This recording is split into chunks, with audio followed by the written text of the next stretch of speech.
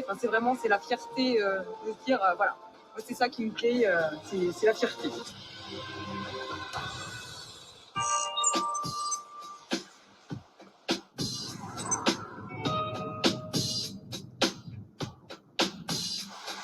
Direction Villers-Bocage en Normandie. Si vous n'êtes pas fan de la vente par correspondance, vous n'avez sans doute jamais entendu parler de Bessolfin, spécialiste de la confection en maille. L'entreprise existe pourtant depuis 1930. Elle a résisté à toutes les crises.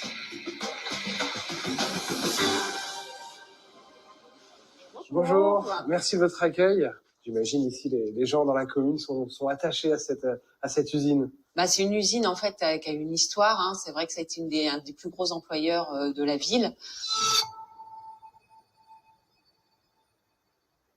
Donc c'est vrai que tout le monde connaît les tricots Philips en local. Vous me faites visiter. Je suis très curieux de découvrir la production Made in France. 40 personnes travaillent sur ce site, 30 en Vendée. On fabrique ici des vêtements haut de gamme en fibres naturelles pour une clientèle plutôt rurale. Tous sont farouchement attachés à la fabrication française et au maintien de l'emploi local. Qu'est-ce que vous fabriquez précisément ?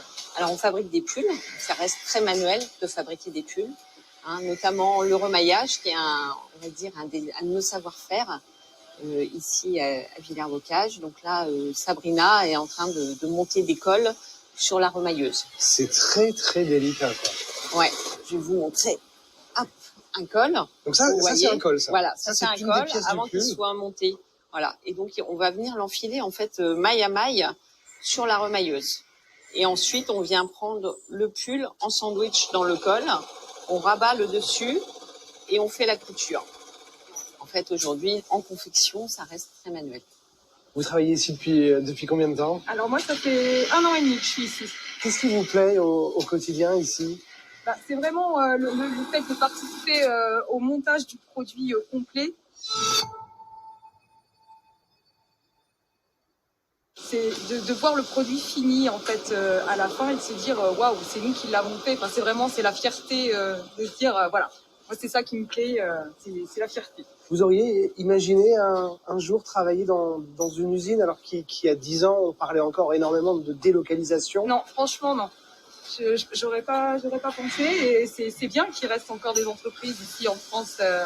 Faut continuer de perpétuer la tradition, c'est bien. Bon, je vous laisse travailler, merci. Bon courage. Merci Sabrina. Je vous en prie.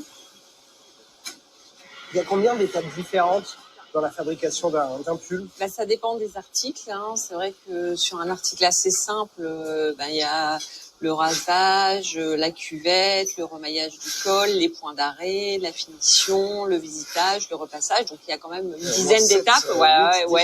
10 étapes. Et puis après, quand on a un gilet, il peut y avoir les boutons, les boutonnières, voilà. Donc c'est vrai que ça peut y avoir beaucoup d'étapes sur la fabrication d'un pull. Là, par exemple, c'est quelle étape ? Alors ça, c'est une finition point main. Bonjour. Voilà. Tous les pulls fabriqués ici vont passer entre les mains. Alors pas tous, mais sur certains, on a une finition du col à la main. Voilà. Merci.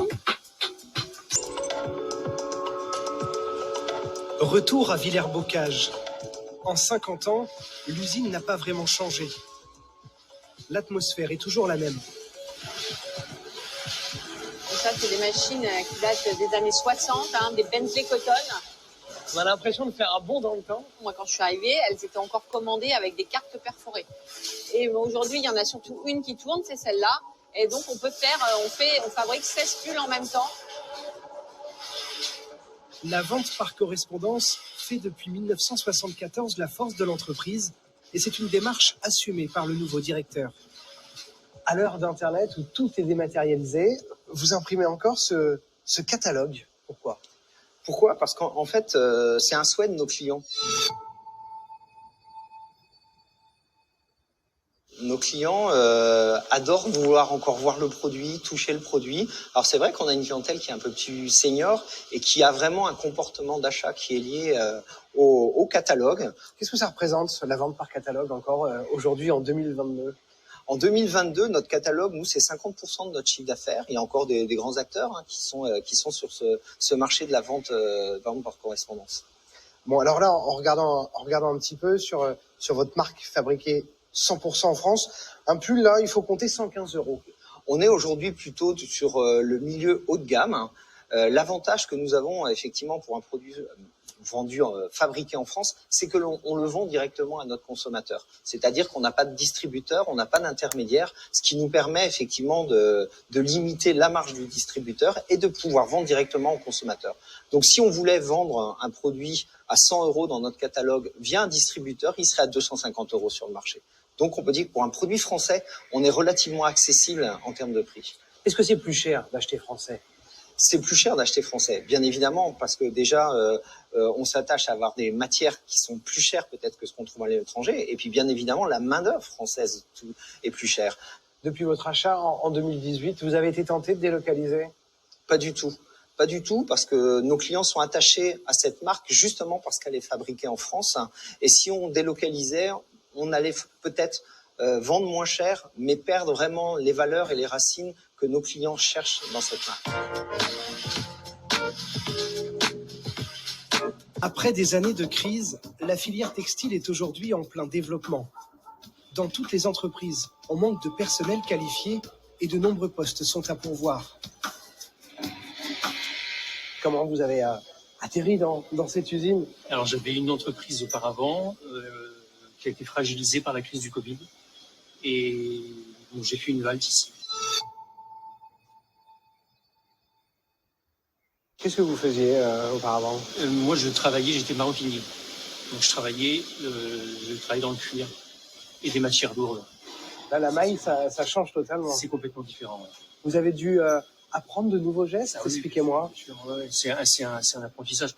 Moi j'ai le sentiment de réapprendre un métier en fait. Il y a un esprit de famille dans les entreprises comme ça? Il y a vraiment une entraide. On est en difficulté sur un poste. On va forcément avoir des collègues qui vont venir filer la main, quoi. Donc ça, c'est vraiment très agréable. Les opérateurs de confection perçoivent ici le SMIC, soit 1 270 € net par mois. Vous avez tellement de difficultés à recruter que vous avez mis en ligne sur votre site internet un clip. Pourquoi? En fait, ça, pour toucher un public plus jeune, aujourd'hui, c'est par les réseaux sociaux et donc on s'est dit qu'un clip, ça permettrait justement d'aller toucher un public aujourd'hui qu'on n'arrive pas forcément à atteindre. Je m'appelle Mélanie, je suis styliste modéliste. Je m'appelle Jérôme, je suis tricoteur. Je m'appelle Elisabeth. Les problèmes de recrutement qu'on a, c'est qu'aujourd'hui sur le marché, il n'y a personne qui est formé pour venir travailler ici. Donc nous, on doit les former, donc 1, 2 ou 3 ans de formation suivant les postes. Si elles ont la dextérité manuelle, on les forme et elles apprennent le métier, quoi. Il n'y a pas d'école de formation, vous me le disiez. Comment, justement, vous apprenez tous ces gestes techniques? Alors au départ, quand on avait des personnes, je dirais qui avaient 40 ans d'ancienneté, c'est elles qui formaient les nouvelles arrivantes. Là, depuis, on a mis quelque chose en place de nouveau, c'est-à-dire qu'on fait 2 à 3 semaines de formation un petit peu en dehors de la production, et ensuite on les intègre dans les groupes, mais la formation continue et on essaie de les faire monter en compétences au fur et à mesure de leur apprentissage.